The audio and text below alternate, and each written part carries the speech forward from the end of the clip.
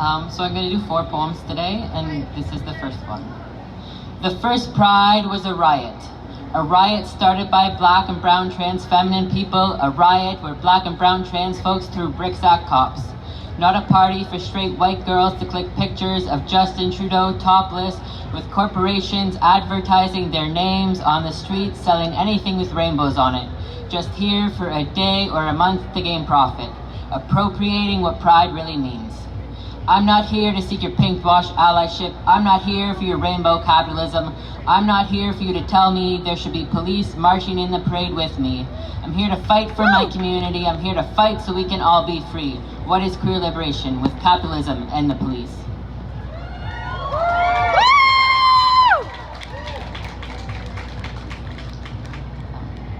Guilt and shame pass away, hurt and harm fade away, breaking down borderlines, breaking down what is seen as borderline, tearing down closets so queer and trans bodies no longer have to hide inside, individualism swapped for interdependence, a community of solidarity and reciprocation, colonialism swapped for collective care, a community of indigenous sovereignty and reparations, prisons swapped for transformative justice, a community of accountability and reconciliation. Capitalism swapped for disability justice, a community of accessibility and accommodations. Exploitation swapped for environmental justice, a community of sustainability and restoration. Oppression swapped for social justice, a community of possibility and liberation. Disabled bodies honored instead of discarded into perpetual poverty. Fat bodies honored instead of discarded and expected to starve. Black bodies honored, brown bodies honored, indigenous bodies honored for their wealth of knowledge, for their survival and resistance. Mother Earth honored for the gifts she has given. Drugs decriminalized, sex work decriminalized, harm reduction utilized. Make our communities safer for everyone. Take a deep breath. Inhale and exhale. Heal, hear, haven. Have genuine conversations. Value what is inside the spirit of each person. Brings communion to the table, holy and whole. Not binaries separating individuals into categories of holy or evil, into categories of whole or broken. Embrace you in my arms today, write you a poem to tell you. You are full of worth and deserving of unconditional love.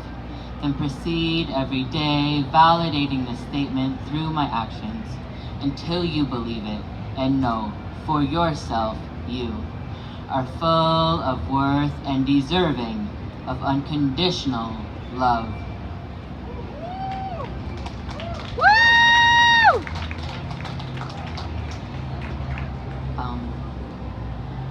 I am grateful for my transcestors.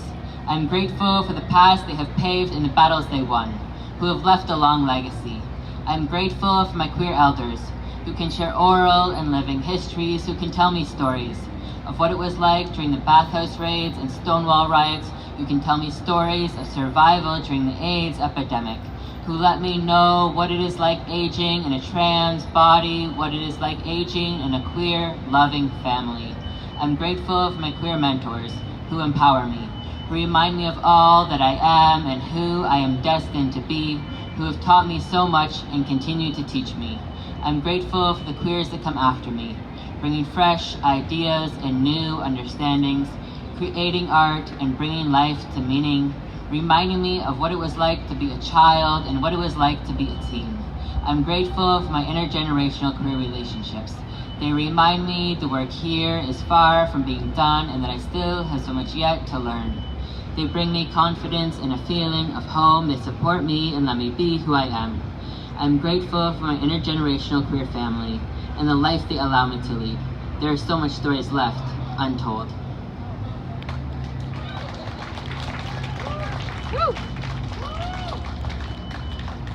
And for my next one, which is going to be my last one, I have a content warning, is that there's mention of statistics of suicide for trans and LGBTQ youth.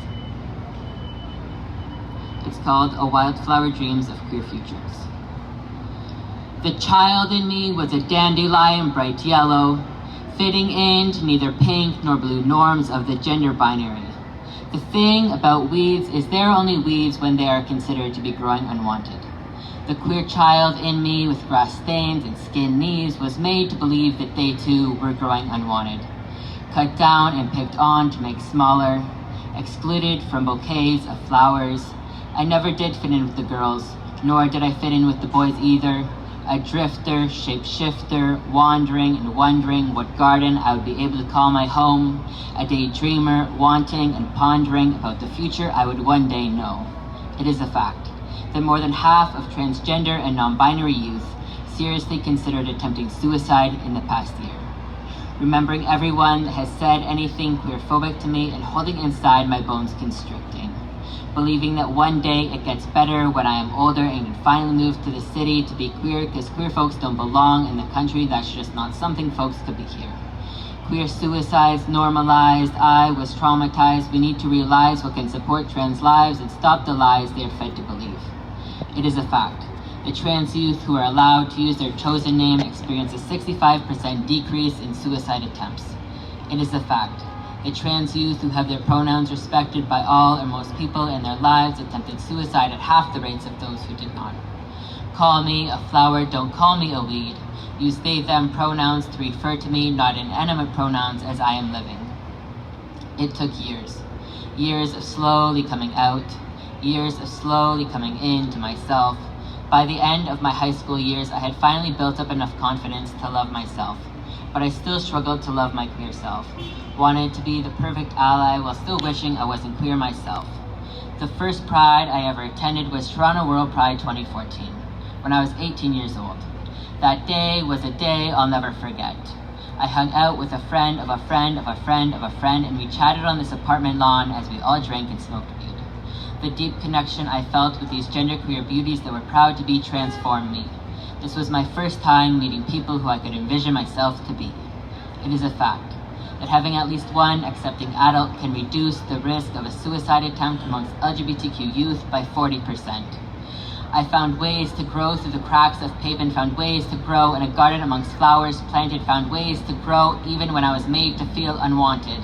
To make sure my presence was bold and known that I would continue to exist in this genderqueer body of mine, coloring outside the lines of what is acceptable. Let worlds of rainbows shine through my sweat and tears.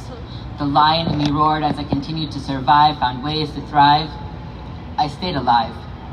I was 22 when I finally cut my hair short again, came out as genderqueer on my Instagram, living halfway around the world in a supportive community. I was terrified but felt like I was finally setting myself free from over a decade of shame I had held inside my body. Me, living proudly as non-binary, is me giving a hug to my childhood self, holding them in my arms tight and letting them know everything is gonna turn out all right. Not in a it gets better way, but in a you are fucking resilient and fierce and beautiful for existing way. It is a fact that 67% of transitioning people thought about suicide pre-transition and only 3% post-medical transition. I am standing here center stage more than my wildest dreams believed I could ever achieve. I am alive, I am present, I am here, and sure as fuck, I am queer. I am queer in the country where my rural roots ground me, creating communities so all rural queer youth can feel a sense of belonging, without feeling as though they must leave and head to the city. You can take the queer kid out of the country, but you can't take the country out of the queer kid. You can't take the country out of me. And now my wildest dreams are that every queer youth can have stories of happy queers, so they can believe their life is beautiful because of their queerness, not despite their queerness. It is a fact that transgender youth who have fully socially transitioned to their gender and have been supported in doing so do not have elevated symptoms of depression when compared to everyone else. Let the lion in me roar as I transition into a white flower full of seeds. Let the wind pick me up and carry me. Let me fly in the sky and land wherever the wind takes me. You may bury me, but I will grow again, bring new life, let my wishes take rides. Let there be a garden of wildflowers who were once made to believe that they were weeds. Let them grow and make their home together. Let them be each other's family. Let them nourish the butterflies who have transformed through metamorphosis. Let them nourish the bees making sweet honey. Let them enrich the soil through their gifts uniquely. Let none of their petals be love me nots. Let them thrive. And all the ways I dream of a future where trans lives are celebrated and embraced, where trans youth feel at home in their bodies and my childhood's wildest dreams, that I could survive in all glory, genderqueer beyond belief. And I pray to thank God for the gifts they have given me, queerness being the most beautiful gift of them all. Thank you.